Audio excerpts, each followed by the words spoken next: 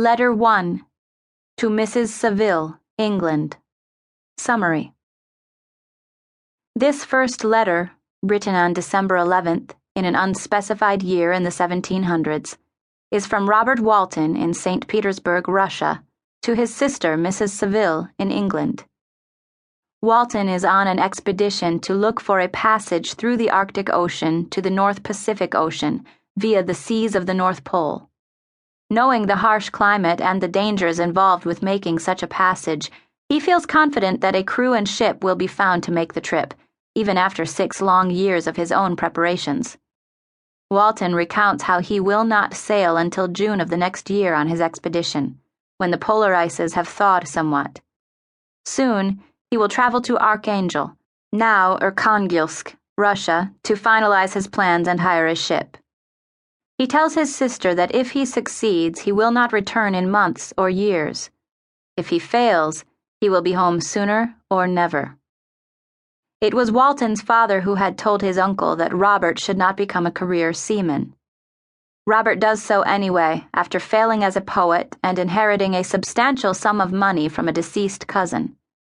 He relays to his sister that he has felt a sense of sadness at his own ignorance, and he wants to improve himself and expand his knowledge. Commentary. This letter and the following 3, which begin the novel, use a literary device called framing, which, like a picture frame, sets up the major premise of the novel. Shelley returns the reader to the letter format at the end of the novel.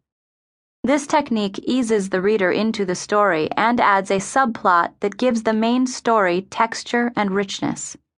The framing technique also makes the story more compelling, because Walton will eventually see the monster at the end of the novel.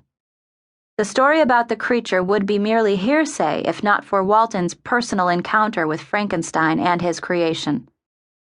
Shelley uses Walton to add validity to the novel. Also, note that the letters to Margaret Saville in England have the initials M.S., which could also be interpreted as Mary Shelley's own initials. Many Romantic writers at this time had little formal education. To make up for this lack of education, they undertook adventures to broaden the mind and soul. Shelley and her contemporaries are no different. A popular destination was the European continent. These adventures would provide a source for growth and material for writing, as seen throughout Shelley's Frankenstein.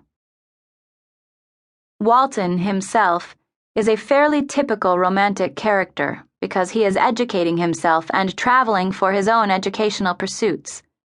Feeling sadness at his own ignorance and desiring to improve himself, he laments in his letter that, "My education was neglected, yet I was passionately fond of reading. These volumes of Uncle Thomas's journeys were my study day and night, as a young man."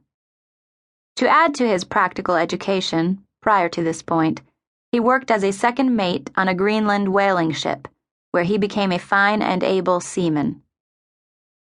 Explorers had tried and failed to make the journey from Russia to the Pacific Ocean via the Arctic Ocean.